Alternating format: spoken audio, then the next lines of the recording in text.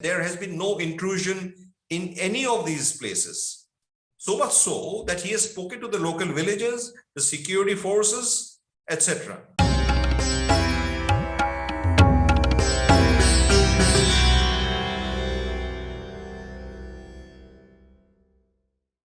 Very good evening, ladies and gentlemen. Welcome to Chitti Media. I'm your host, Sharan Sethi.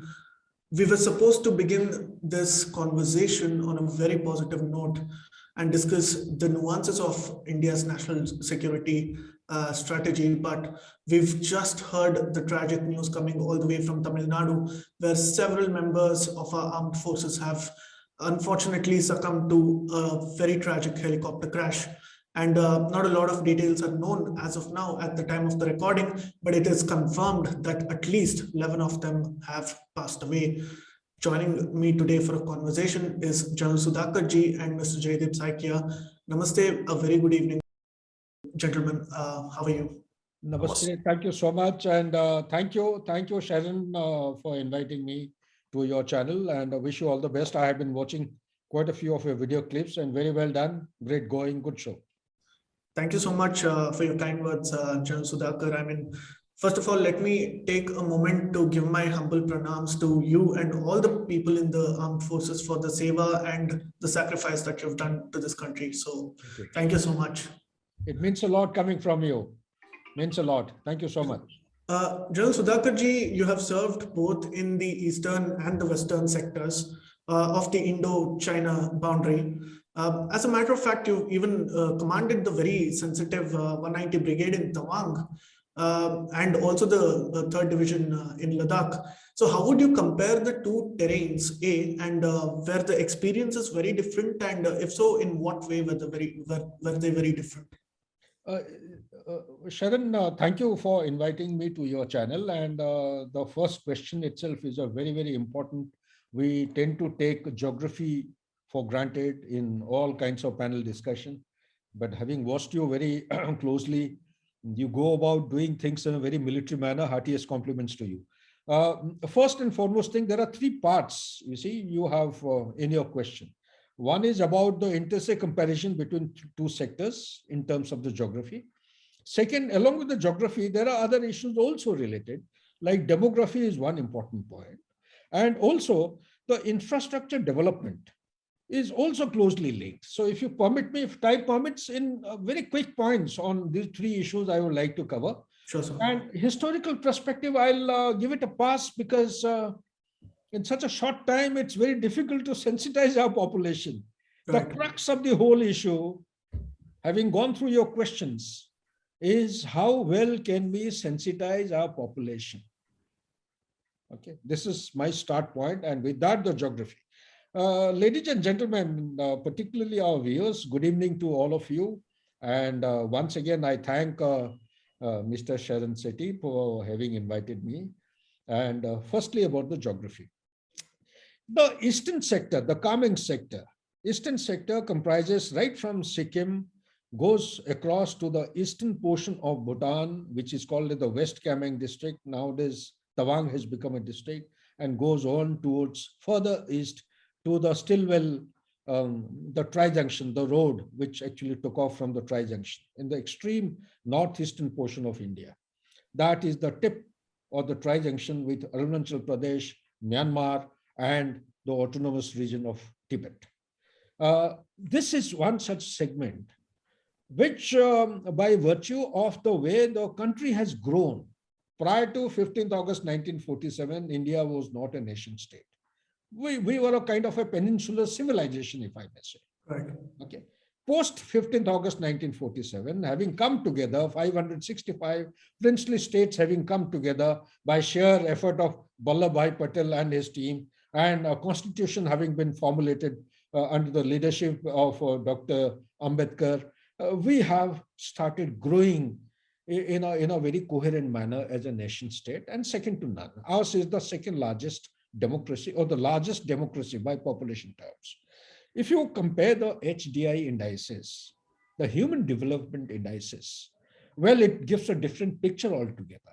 Summary in one line, what India has achieved in past 77 years if you compare the same template, same challenges as faced by India with any of the superpowers or Western countries, let's say, for example, USA, when it, after the revolution, when it became independent in 1776, you add 77 years and compare the parameters of the SDI, whichever year it brings it to 1810 or whatever, and compare it with us, you will be feeling only proud as an Indian. Right. Okay, so with that, this particular segment of Northeast is a different kind of a domain. Firstly, from the perspective of lack of connectivity. Secondly, by perspective of the forested areas. Thirdly, by perspective of the tribals. Fourthly, about the development indexes. Fifthly, about the business community, migration, proximity to neighboring countries, etc., etc., etc., etc. And why all this is actually I'm painting is we as a nation, we did not have to start with distinct boundaries with our northern border or the country which is to our north, nor did we have any delineated boundaries. So therefore, when you go up, let's say we focus our attention to the Kameng sector, the Tawang sector. When you go, it is around 540 or 550 kilometers from the nearest railhead. The railhead is, we are taking Guwahati as the nearest railhead. Although I know, I'm aware of the fact the train has started moving ahead, the train lines are being laid. But we take Guwahati, 550 odd kilometers to Tawang. But this terrain is different from Eastern Ladakh by virtue of the following things. Firstly, the Himalayan over here, the range, it has got soft soil. All the ranges, there is a watershed dividing between the country in the north or the China Autonomous Region of Tibet and us. And from the watershed, there are ridges which are running north-south. And the gap between the ridges are very narrow. Whenever you have narrow gaps between the ridge lines, or we call in army as spurs, it is bound to lead to huge turbulence. That means the aircrafts cannot fly beyond a particular window, and that window is 7 to 9 o'clock in the morning. Right. If they fly, then they will be inviting a lot of turbulence. Turbulence means it will draw the aircraft into some kind of a whirlpool. Okay, so second thing is all the road network, a lot of money is going in. It's not that nothing is happening. A lot of road networks have come about. They are still under construction. We have started looking as a nation, we have started focusing to Northeast pretty late. Right. Mr. Jaideep Saikia will bear me out. He's one of the best commentator on security and counter-terrorism. I have been there, half my, out of 38 years, almost 19, 20 years, I have been in Northeast. Right. As a nation, we have looked at Northeast pretty late, Right. because of which that concept of inner line, that concept of outer line, you know, they have actually overshadowed all our perception and the dealing. Right. Now, because the roads have not come up, because the helipads have come up pretty late or coming up late, connectivity has taken a backseat. Also, there are problems with regard to education. And when let me finish the road first. When you construct a road, because of loose soil, these roads are vulnerable to frequent landslides. Okay? Right. The tree lines keep going right up to 9,000 and 12,000 in this sector. Okay, so and this particular sector is closer to the combat elements of our adversary, that is China. So any kind of mobilization or response to any conflict, future conflict, will be much faster to this sector than that of Eastern Ladakh. This has to be understood from that perspective. Okay. The fourth point I wish to highlight is the altitude of this sector. It ranges from 9,000 to 16 to 18,000 feet. Right. And the river system, you see, there are some kinds of rivers like Namjiangchu. Namjiangchu is a river. It divides between the Jimithang with the Lungrola. And the start point, this river actually originates from a glacier known as Trimo Glacier. Okay, the water flows down into Manas River. Thereafter, from this side, from Bridge 4, Tulungla and Yangtze sector, there is another river which comes from Tulungla side that is known as, what is it called? Tawangchu. Tawangchu comes and joins with Namjiangchu at a particular point. Thereafter, they flow down to Manas River. There is another river which comes from Dhola side, Jarangso, that is from I would say the tri-junction point. It comes and joins again at Namjiangchu. Okay, Right. so besides this, I also wish to share with you that the terrain as it is coming from the Tibet side is quite flat and undulating in a comparative term. But as it comes to the watershed, thereafter, from the watershed, there are the mountainous ranges which are coming down towards our side. While we take anything between 15 to 21 days to build up our resources closer to the line of the actual control, the Chinese, by virtue of having developed the infrastructures in past 25 to 30 years, are very quick in their response. So this is as far as the eastern sector is concerned. Population centers, we have adequate population center. Tawang itself is a major population center. Zimitang is a big population center. Lumpur has got some strength. Okay. Similarly, as you are coming down towards this side, you have Baisakhi, you have Bomdila, you have Dhirang. Dhirang is a huge center of turning out to be epicenter of lots of activities there of civil society. As you are further coming down, you come to Tenga, you come to thereafter you come to Bhalukpao, and from Bhalukpao to this place Tejpur and down to Guwahati. This is as far as this particular portion is concerned. I'm purposely, to save on time, I'm skipping the other part. That other part is an extension of what I've told you. Right. The time and distances are too long and it takes a lot of time to cover. Now you will take a look at the Eastern Ladakh. Eastern Ladakh, although going by the parameters, yes, one important point of this Tawang sector is that as you move from the West Kameng to the eastern portion, you find the religious ethnicity of the population. It gradually differs from you have Mompas towards the Kameng side. There are different kinds of ethnic population which keeps building up, and as you're going towards the east, you start having bit sprinkling of Christianity have come into existence in past couple. Whereas in the Eastern Ladakh, you have two major axes actually connecting. That means from Pathankot, if that is taken at the nearest railway, although I understand and appreciate the railway line has already gone beyond the Jawahar Tunnel to Baramulla and going to further, there are plans to actually further extend it beyond Zojila Pass also under tunnel. But as of now, Pathankot is taken as the major road head. Okay. Right. And Bidibadi, closer to the Udhampur cantonment, Bidibadi is taken as the rail siding. So whenever true mobilization takes place, they go up to the railheads and by road, they move through the Rohtang Pass. It's a distance of, if I'm not wrong, around 780 kilometers up to the division, which is called as Karu. Similarly, through Zojila Pass is around 760 or some kilometers from the railhead. So both these road axis, they have actually got widened over past couple of years. The national highway specifications have come about and they have stabilized to large an extent. Right. The landslide and these things, they do occur, but they do not take place as frequently as they occur in the Tawang sector. Second most important point I wish to share with you is that the tree lines are non-existent beyond the Kashmir Valley. As you are coming up to the Zojila Pass, and this side from Rohtang Pass and beyond that towards, that is from 9,000 and above, there are very far and few. And whatever tree lines that you see, they are artificially or been by, they are human made. We have planted them.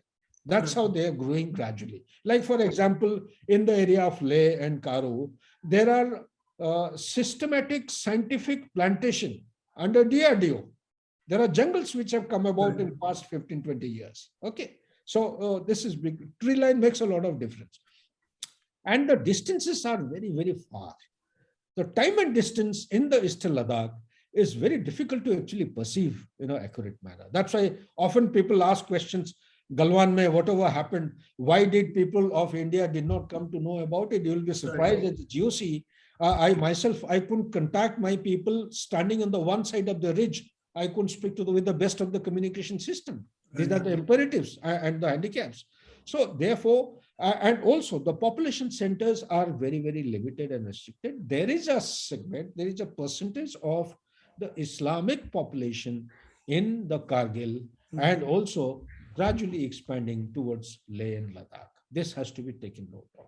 Otherwise, predominantly the population is basically there of Buddhism ethnicity, but there is a component of Muslim population also.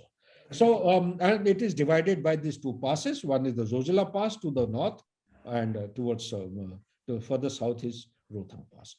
Terrain point of view, the altitude, the highest altitude in this area goes up to 22,000 feet. The features, the height of the features.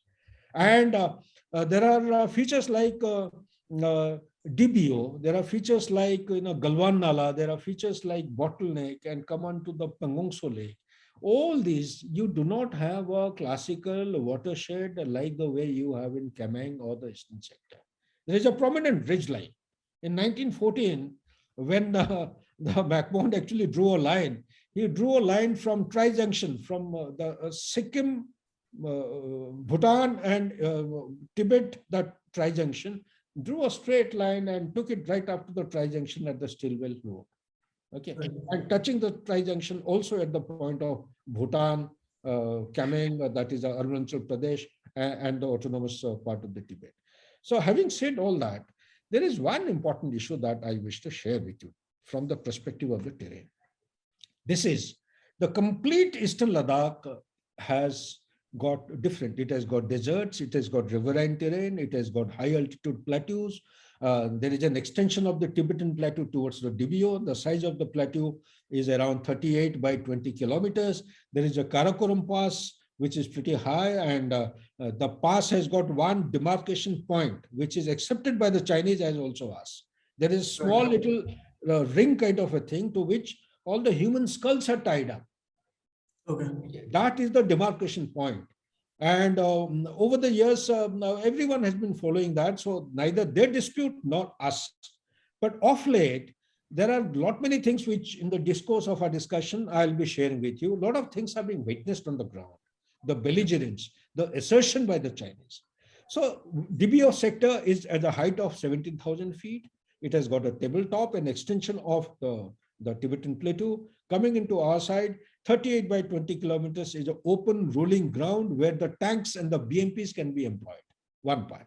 As you are coming down from DBO, DBO is that Daulat Begi Old, DBO, Daulat Begi Oldie. Okay, DBO. Yeah, as you are coming down towards further towards let's say the Galwan side, it's a mountainous sector. It is covered with very, very scraggy, rocky features. These are gorges, deep gorges, and they are divided by deep nalas. These nalas, they actually start from the Reki Nala is starting from PP 11 Alpha, 11 Bravo, etc., etc. Similarly, they come and drain into a river known as Shyok River. The Shyok River is the major river which starts from the general area of DBO and flows down. Thereafter takes a U-turn kind of a thing, flows towards Pakistan. Right. Thereafter, you come to the place called as the Pangongso. Pangongso is the huge lake. This lake, 2/3 of the lake is towards China side, 1/3 is towards our side. There is a dispute there. And across this lake, there is a pass known as highest motorable pass. Earlier, Khardungla used to be called as the highest motorable pass. Right. No, it is now the new motorable pass at the highest level is the Marsi Mikla. Marsi Mikla has to be crossed. Across Marsi Mikla, there is one sector. Fortunately, we have gone in substantial number now. Had we left it unattended last year, perhaps Chinese would have made their headway right up to the Galwan Nala. Right. So across that sector, along the line of actual control, you have things like you have PP 15, PP 16, PP 17, you have Hot Spring and Police Memorial. Thereafter come to this place, Marsi Mikla, then the Pangongso. After Pangongso, you are going on to the Indus Valley. This valley is about 110 kilometers by ranges. The width of the valley ranges from 900 meters to 10 to 12 kilometers. Generally, the grazing of the cattle takes place in the valley floor during the summer season, as also during the winter. What happens is during summer season, when the river is flooded, the animals or the cattle, particularly the Pashmina goats, they all migrate towards the hill features, top of the hill features to graze grass there. And as the winter closes down, they further come down to the riverside. Okay, so this is called as the Indus River side. And behind Indus River towards Tumar side, you have open patches. Suffice to say that there is no distinct, as of now, the line of actual control is not discernible by virtue of lack of contiguous features. There are isolated hill features, which in army we call as knolls, okay, high features, knolls. And between the isolated hill features, there are open patches. They could be covered by nalas coming from the Tibetan plateau side and thereafter joining the Shyok River. The gradient is towards the Shyok River. Shyok River is towards us. The water is towards our side. Okay. So therefore, it becomes very difficult to actually for a common Jawan on ground to discern the point of distinction, which is the actual line of control. Right. Okay. So what we consider as line of control may not be the line of control perceived by the Chinese. That is the perception, interperception rivalry. Right. So Thank these you. are the two issues I thought I just shared. I have taken too much time on this question. Back to you, please. Not at all. I was just imagining the pictures play in the back of my head when you were explaining all the things, because especially when the incursion happened at Eastern Ladakh, we were sort of, everyone was busy looking at the maps and cartography of that particular region. So it brought me back the memories of what we were actually going through a few weeks or months ago. But thank you so much for that elaborate explanation.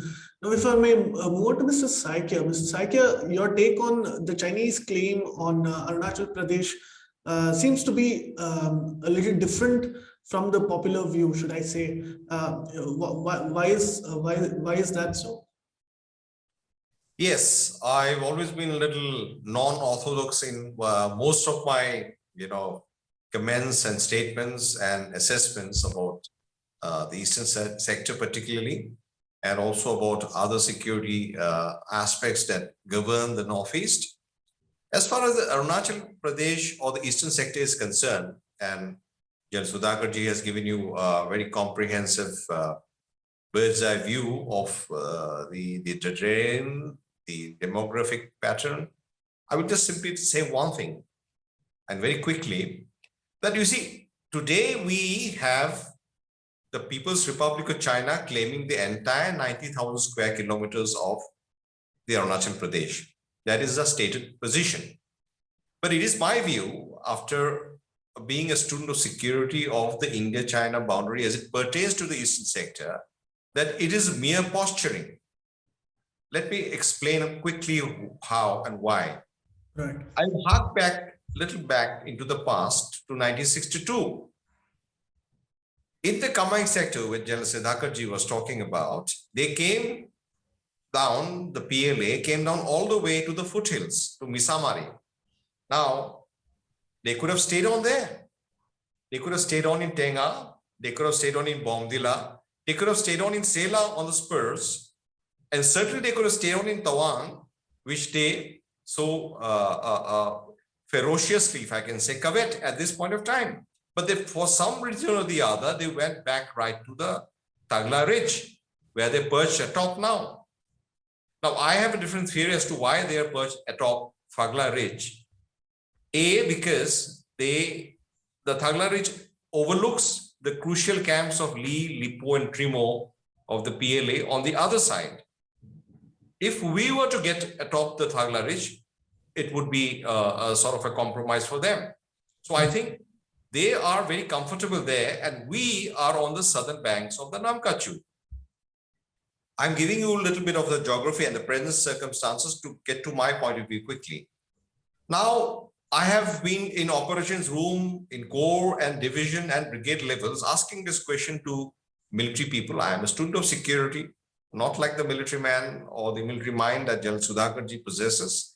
But I've never been given an answer. There have been answers thrown out in the open from, lines of communication will be severed. Winter was setting in, almost as if, it was a Napoleonic army which was going into Russia and got defeated because of winter, or even the German army later on. But fact of the matter is, I have been briefed by no names here, by no less people, but the GOC of divisions like the ones in Tenga, the 5th Division, Mountain Division, who says quite categorically to me during the briefing that the local population had been befriended by the PLA. So the question of, sustenance, if they stayed back, line of communication being severed, winter setting itself doesn't hold ice. And I think the answer which has been actually gotten after all this, studentship of mine since 2006 really, is that they just wanted to teach India a lesson for the forward policy which Nehru had embarked upon, without really actually making a correct appraisal of the military strength of both India and China. And that is why the Chinese aggression came. Now, I think the ghost of 1962 continues to haunt us naturally and continues to haunt them in a different way, despite the fact that they were the victors of 1962 in a way. The ceasefire was called by them. It was a unilateral ceasefire, and they retreated, so to say, within inverted commas, all the way to Thagla Ridge, as I said. Now, I think the claim for the 90,000 square kilometers is mere posturing. It is nothing else than that, because they want to ensure that there is not another forward policy by India in any sense of the word. Right. As a matter of fact, you will know that before the 1962 war, Zhou Enlai, the premier of China, had proposed the East-West swap proposal, where he said that you keep Arunachal Pradesh and you give us everything we already possess in the West. For some reason, which I have not been able to sort of unearth, we refused that opportunity. Even after the golden handshake between Deng Xiaoping and Rajiv Gandhi, the package proposal was in a way repeated. But again, we lost an opportunity. In other words, it's gifts to me. And in fact, they said that you should be quite happy with what we are offering you in the East, that is Arunachal Pradesh, because it's far more resource rich. But for some reason or the other, in its wisdom, New Delhi refused to accept this East-West swap proposal. And then, by then, of course, the goalpost had shifted. But the student in me, the observer in me, tells me that this is mere posturing. And I can tell you this because the Chief Minister of Arunachal Pradesh has made a statement very recently that unlike Galwan, unlike Eastern Ladakh, which General Sudhakarji has very comprehensively talked about, we have had no intrusion. It is the Chief Executive of Arunachal Pradesh, Mr. Pema Khandu, making a statement after having gone, as he says, it's not my statement, it is his statement that I'm quoting, that he's gone to every place which was supposedly intruded into. And he has come back saying that there has been no intrusion in any of these places. So much so that he has spoken to the local villagers, the security forces, etc.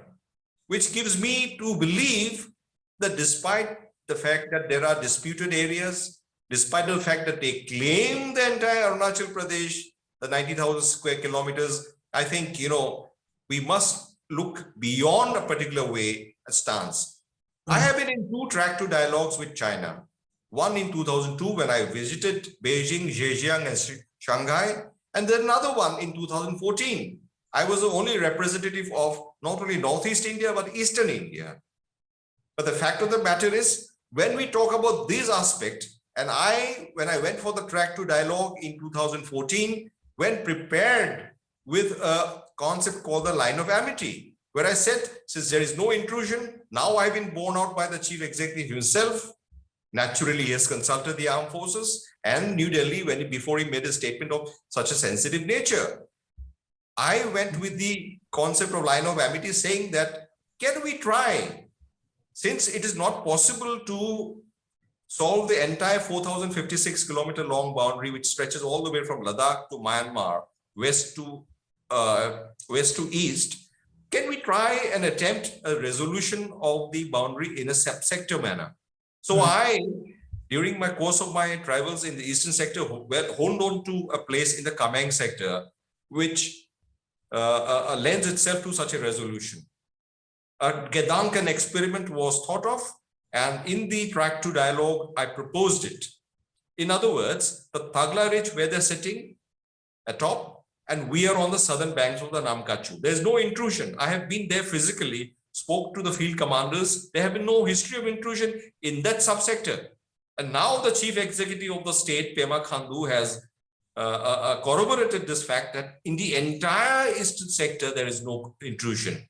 And what development is taking place on the Tibet side, which is a prerogative. Right. I'm really glad that you bring this up. According to me, I think this is the most conducive time to forward something called the line of amity. Now, you might turn around and say, well, the relationship between India and China is not the rosiest at this point of time. Don't you think we should postpone it by a couple of years? I said, no. I hark back, give me just 1 minute. I hark back and give you an example from, if nothing else, from a Hollywood movie, The Crimson Tide. Quickly, I'll say, you see, it is about a nuclear submarine. And they're played by Gene Hackman. You see, he had given an order for a drill, alert drill, even as a fire broke out of the galley. Now his executive officer, the XO tells him, I would have waited for the fire in the galley to sort of be controlled before I gave an order for the drill. Now the captain, Gene Hackman, tells him that, you see, battles are not fought when everything is hunky-dory. Similarly, I would say, peace is also not concluded when things are all hunky-dory. If the line of amity can be tested and tried and accepted by the Chinese when we are not at our rosiest relationship best, you can imagine what would happen when things are better after a couple of years. So to hark back again to the film instance which I was giving you, I think we must take advantage of all these disadvantages and put forward this concept of line of amity, primarily because there is no intrusion. The chief executive of the state has made a very, very categorical statement to the effect. And I think it is time for us to sort of move ahead. After all, we cannot choose our neighbors. Right. Thank you so much for your observations. General Sudhakarji, do you concur with the Chief Minister's observations and his statement? Sharan, this statement is a very strategic statement. And mind you, Honorable Chief Minister, Mr. Pema Khandu, he belongs to Tawang. I know the family. I have been brigade commander myself. And there is no better person to give any kind of comment or view on or such a sensitive issue as he has given. Right. And there is no better person in Arunachal Pradesh today who will be more knowledgeable than him. Right. Let's grant him his due. He is the Honorable Chief Minister. Absolutely. I mean, he would have considered the pros and cons and all this. So let's not take that high table into areas of discussion. This is my perspective. Grant me, give me a little time. I want to share a view. I have been wanting to share it ever since I was a major in the Indian Army. Ever since I wanted to actually upgrade I'm qualified in Chinese language, by the way. I wanted to do masters in Chinese language, but Army one didn't get a chance. Let's go over the facts, small facts. What is the size of the Indian economy today? $2.7 trillion. Right. We took 60 long years. In the year 2007, Indian economy became a $1 trillion economy. In 1991 or 90, it was just about, how much? It was $260 billion. I don't think I'm wrong. I've taken the statistics from very authentic source. From 2007 to 2014, in 7 years' time, it multiplied and it became $2 trillion economy. Right. You see what I'm trying to bring out? 60 years to become 1 trillion, 7 years to become add-on, 100% add-on, become Right. 1 trillion. From 2014 to 2019, we added another 7 trillion.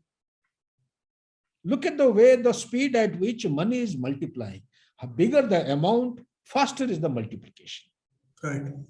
Okay. Now, because of pandemic, the economy has taken a beating. Okay, I will not pursue or present any kind of argument on that. But the issue that I am coming to is that what is it that India is looking at? We want to grow economically because the start point of any growth story is economy. Right. Okay. If we want to grow, if we want to reach a target of $5 trillion or $15 trillion, let's say $10 trillion by 2030, then what is it we need to do? We need to put our eggs in a basket or in a place which will help us to multiply and enable us to become economically stronger. Do you multiply your eggs or your money or your wealth by putting money into unplanned sector, non-planned kind of sectors. Right. We are in 21st century.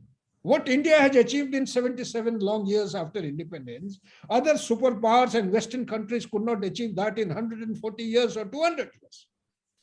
This is one part I want to say. Second part is, let's face fact. 62 or not 62. China also knows that India is not in 62. We have enough of evidence. We have given them a fitting bloody reply. We've given them a bloody nose at all the places. From Right. Nathula to Guangdong incident to host of. I myself have been a brigade commander. I've been in Ladakh. I said ki Chinese don't require any weapons or any those primitive medieval age tools to beat them back. You just grow mustaches. Just now only I was in the Republic channel. I saw my commanding officer who was the hero of North Bank of Pangong Tso. Finger Right. 4, finger 8, finger 6 and all those. Okay. I used to tell them, don't carry your weapons, just grow mustaches. They had Rajput regiment, they grew mustaches. With mustaches, psychologically, you are beating them. You say, you are good for nothing here. That's it. It's a personality-based, leadership. Right. The issue that I'm coming to is that we have to play the game the Chinese have played till now. We have to do everything that they have done the way they have done. Hide Right. your brightness, cherish obscurity. The problem with us is, before we start doing anything, we start shouting, कि हम band बाजा लेके आ रहे हैं. That actually perks up the ear and the eyes of the China. This is one part. Second part is, today China is claiming $14.7 trillion economy. As per my calculation, they have already crossed 19 trillion. Okay. Nominal terms. Okay. PPP, they have overtaken the USA. Right. The complete economy of around 120 trillion or something, they have overtaken the USA. Right. They left USA behind. More the money, faster it multiplies. Can you ever, in practical terms, I'm not saying India is a very diminutive or a kind of a pygmy or a dwarf kind of a thing. No, I'm also a proud nationalist like any other, like you, anybody else. I'm a soldier. I don't like myself to be called as a small little guy in front of a Chinese. They are not 7.5 feet tall. Right. But having said that, the practical approach is what Jaideep Saikia is bringing out.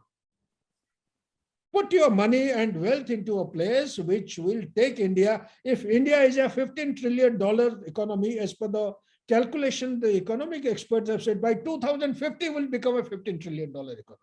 Right. What nonsense. What is 15 trillion by 2050? It is as good as 5 trillion today. Right. Yes, talk about it, boast of it, if we can become a 15 trillion by 2030. How can it happen? Provided we settle our borders at the earliest. No matter by what name you call it. Call it by line of amity, where it is feasible, like Jaidev has very correctly. This gentleman, he's an expert. He has gone on ground and I have got all the respect for him. Despite his broken leg and I would say debilitating health status and parameters, he's walked those high altitude terrain. I've got highest of regards. It need not be entire stretch. He says 4,056 kilometers. As per me, it is 3,488 something. Anyway, take the complete line of actual control. Take the sectors where it is viable. One of the sectors where it is viable is the sector that he is pointing at. Namkachu. I myself have been the brigade commander. I've gone n number of times.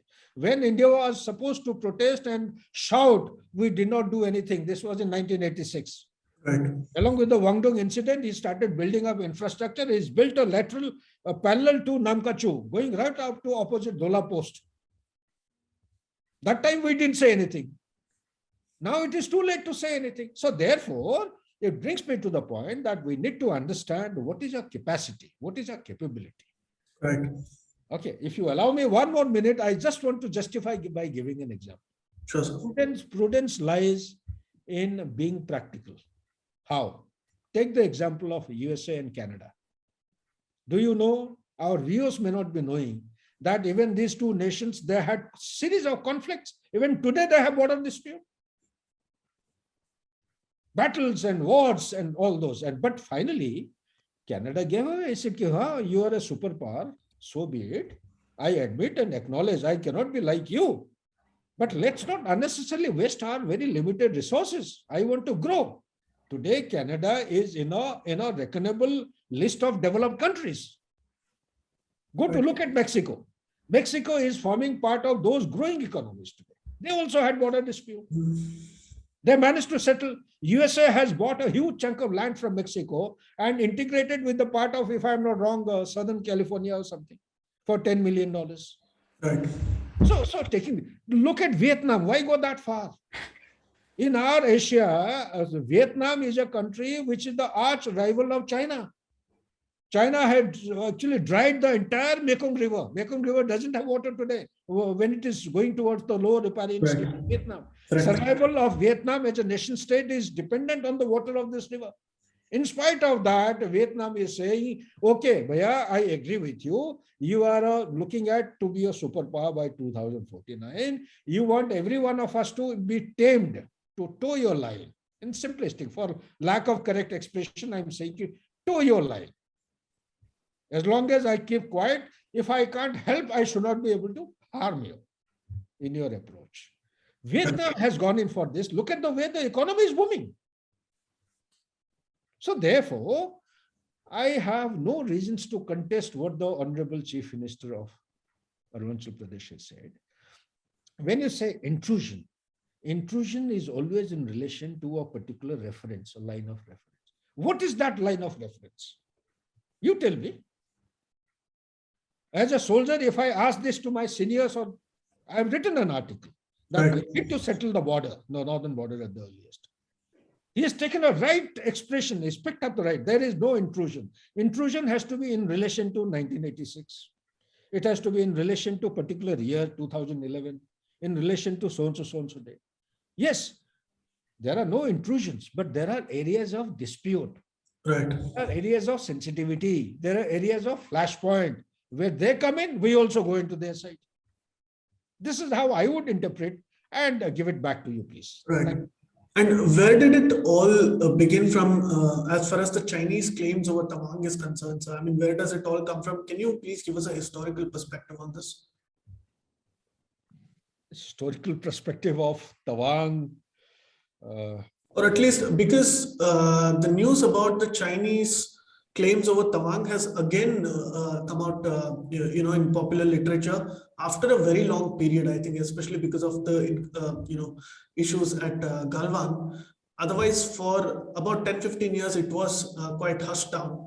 But especially after that, we have seen a few, should I say, spokespersons of the Chinese Foreign Ministry mentioning about it. Point well taken, Sharon. Very, very relevant question.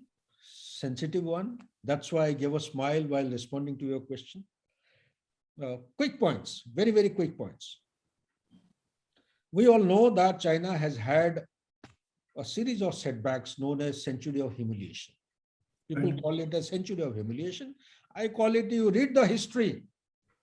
It is not one century. For 2000 long years, Chinese had taken the beating one after another.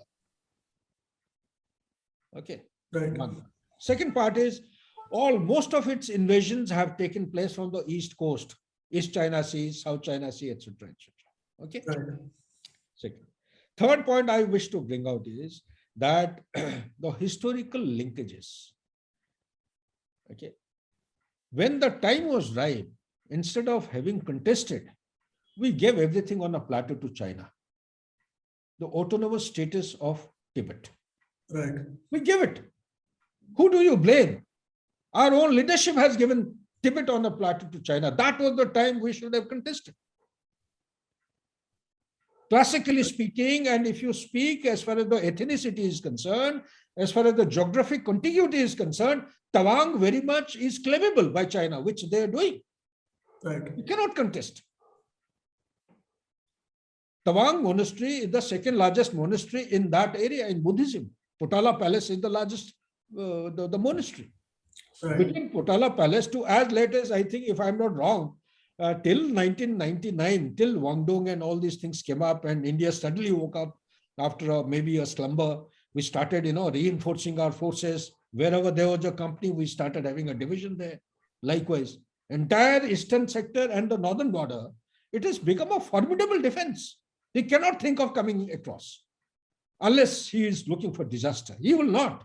If I was in China's place, I would like to take a chance or play stakes with something which is not going to give me my desired status. I'm looking at to attain the superpower status by 2049. Would I like to fritter away my resources and draw a bad name? That is why at Galwan, when they had 86, but official figures which are being hidden is around 46 soldiers have died, including the officers. Right. They have only shown in the media, they have only indicated, I think, 4 or 6 of them, if I'm not wrong. So that's why they don't want to show themselves as a poor, inefficient and ineffective in combat, in military combat. So therefore, Tawang is going to enjoy this claim by China by virtue of the fact that Zhou Enlai, when he came, he offered the package. We did not respond. Right. Atal Bihari Vajpayee, he went in 1979, he was offered a package by Deng Xiaoping. There was no response from India. Rajiv Gandhi, again in 1988, as Prime Minister of India, went to China. Again, Deng Xiaoping had offered. And in 2013, when this article was being signed, that Border Area Protocols, 2013, Border Development Cooperation Act, Manmohan Singh was the Prime Minister. And the same gentleman, Mr. Jin Jinping, took him to a side and told him, it is there in one of the articles written by Mr. Behuria from IDSA. I have read that article. In that he has said that we need to resolve the boundary issue at the earliest. What else do you expect China to? So is there any benefit by merely struggling or trying to show our teeth and eye, contesting a thing? Yes, competitor is one thing, but contesting the military capability, perhaps we are putting our wealth and might into a wrong basket. So therefore, what we have to take note of the fact is this drastic change has come about ever since 2012, when Jin Jinping became the minister, the president of the country. He said, Deng Xiaoping said, hide your brightness and cherish obscurity. I am saying that gone are the days for hide your brightness. Now is the time to assert ourselves. The assertion and the expansionism is taking shape, and that is how Doklam took place. Since Doklam was a place wherein we gave a fitting reply, they were looking some other place where they could actually let it out. That's why Galwan has taken place. Right. That's it. Back to you, please.